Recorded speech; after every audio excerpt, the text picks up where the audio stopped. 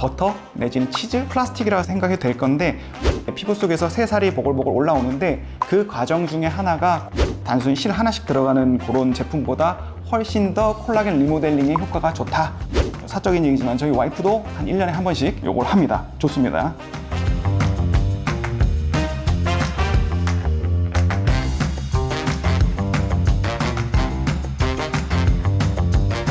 예, 안녕하십니까. 저는 제니스 병원에 근무하고 있는 송희문이라고 합니다. 벌써 이제 10년이 넘었네요. 10년 넘게 피부 미용, 레이저, 뿌띠 시술을 담당하고 있습니다. 오늘의 주제는 콜라겐 리모델링입니다. 예, 콜라겐이라고 많이들 들어보셨잖아요. 예, 뭐 콜라겐에 대해서 뭐 또 설명드릴 필요는 없을 것 같고, 콜라겐 리모델링에 대해서 이제 말씀을 좀 드리고 싶은데, 우리 콜라겐이라는 거는 쉽게 얘기하면은 뭐 버터 내지는 치즈, 플라스틱이라고 생각해도 될 건데 우리 피부 속에 있는 어떤 물질이죠. 물질인데 그게 피부 결이라든지 피부 탄력도 이런 거를 아주 좋게 만들어주는 물질입니다. 근데 요 콜라겐에 열이라든지 아니면 물리적인 어떤 자극을 가하면은 이 콜라겐이 일시적으로 풀어지고 나서 다시 얘네들이 재조합을 한다 할까요? 리모델링을 하는데 그 콜라겐 리모델링이 일어나면 우리 피부에 좋은 현상들이 이렇게 일어나게 됩니다. 그래서 이제 콜라겐 리모델링을 할 수 있는 방법은 첫째로 이제 열을 가하는 방법. 많이들 들어보셨을 건데 뭐 올리지오라든지 뭐 슈링크, 써마지 뭐 이런 것들이 열을 이용해서 이제 콜라겐 리모델링을 일으키는 거고, 또 물리적인 어떤 자극을 이용해서 이 콜라겐 리모델링을 일으킬 수가 있습니다. 쉽게 생각하시면은 우리 피부가 이렇게 상처가 착 나면은 상처가 아물려고 이제 피부 속에서 새살이 보글보글 올라오는데 그 과정 중에 하나가 콜라겐 리모델링이라 생각하시면 됩니다.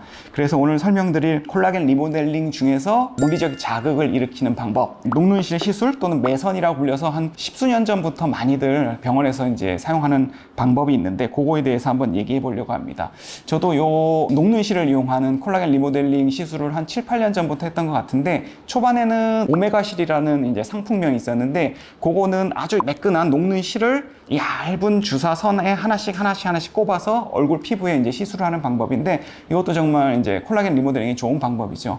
이거의 장점은 뭐냐면 실이 아주 얇고 바늘이 얇기 때문에 얼굴 전체적으로 원하는 부위 어디든지 다 시술이 가능합니다. 뭐 입술, 뭐 눈꺼풀, 뭐 이마 이런데 어디든 다 시술이 가능해서 좋은 시술 방법으로 많이들 했었는데, 단점이 하나 있다면은 이 실 하나하나가 들어가니까 우리가 이제 콜라겐 리모델링 일으킬 만한 피부 자극을 할 수 있는 면적이 좀 좁습니다. 좀 적은 단점이 있고, 또 만약에 얼굴 전체적으로 오메가3를 한 200개 넣는다 그러면 200번의 주사 바늘이 찔려야 되는 거거든요. 그렇게 함으로써 좀 멍이 많이 들 수도 있고 그런 좀 단점이 있습니다. 그래서 저희 병원에서도 한 2, 3년 전부터는 이 오메가 실보다는 엔스캐폴드라고 많이 사용하는 이제 실인데, 요게 이제 오메가 실하고 차이점은 뭐냐면은 이 엔스캐폴드라는 거는 그 오메가 실보다 더 얇은 실을 한 10개에서 한 20개 정도 이렇게 꼬아놓은 겁니다. 꼬아놓은 것을 조금 두툼한 카테터에다가 모아놓은 거거든요. 그래서 이거의 최고의 장점은 뭐냐 하면은 실을 이렇게 꼬아넣기 때문에 표면적이 넓어졌습니다. 그러니까 만약에 실을 우리 피부 속에 집어넣으면은 피부에 닿는 면적이 넓어져서 우리가 원하는 이제 콜라겐 리모델링이라든지 그런 효과가 이제 오메가 실 같은 단순히 실 하나씩 들어가는 그런 제품보다 훨씬 더 콜라겐 리모델링의 효과가 좋다, 이렇게 생각하시면 될 것 같아요. 그래서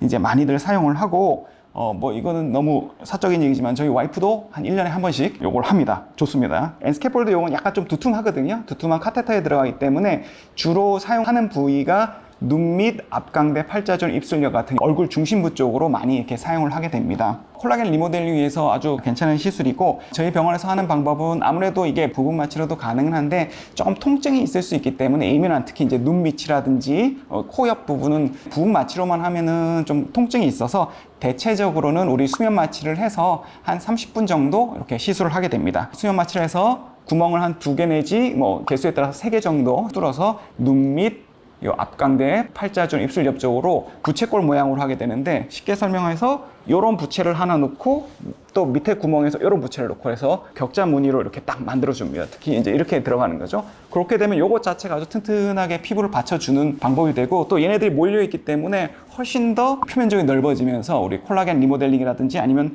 그 주변의 탄력섬이라든지 이런 것들이 잘 자라 들어오거든요. 그래서 훨씬 더 효과를 충분히 가할 수 있습니다. 근데 이제 단순히 요 엔스캐폴드 실만 사용하는 게 아니라, 엔스캐폴드는 우리 시술 부위가 좀 깊습니다. 그러니까 근막 바로 위에 피하 지방 지방층이고 그 위쪽 진피층 이쪽에 이제 스킨 부스터를 같이 합니다. 그러니까 엔스캠폴드랑 같이 어차피 수면을 하시는 김에 좀 아픈 시술, 우리 스킨 부스터 많죠. 뭐 리쥬란이라든지 뭐 더모톡신 뭐 너무 많잖아요. 그러니까 그런 시술 같이 진행을 해서 좀 깊은 층에서의 콜라겐 리모델링은 엔스캠폴드를 이용하고 그다음 쪽 얕은 층은 우리 스킨 부스터를 이용해서 이렇게 하기도 합니다. 저희 병원에서 많이 하는 거는 눈 밑 앞광대 요 팔자 요쪽은 엔스캐폴드를 사용을 하고 그 다음에 턱 라인이라든지 입술 옆 주름 요쪽은 실루엣이라든지 그런 실을 통해 가지고 좀 리프팅을 하고 그렇게 생각을 하시면 될 것 같아요. 그래서 요즘도 정말 많이 하고 아주 괜찮은 시술입니다. 그래서 혹시라도 좀 푸석푸석한 피부, 이 피부 결이 더 이상 이제 나빠지기는 안 되겠어, 좀 좋아져야 되겠어 하시는 분들은 요 엔스캐폴드와 플러스 같이 스킨 부스터 같은 거를 시술을 받으시면은 아주 만족할 만한 결과를 얻지 않을까 그렇게 생각을 합니다. 제가 여기 제니스에 한 10년 이상 있으면서 가장 관심을 갖게 된 주제가 요 콜라겐 리모델링인데 그 콜라겐 리모델링을 이용한 방법 중 하나인 요 엔스캐폴드 아주 괜찮은 시술인 것 같습니다. 그래서 한번 관심을 가져보시고 하시길 바라겠습니다. 예, 오늘 설명은 다 드린 것 같습니다. 감사합니다.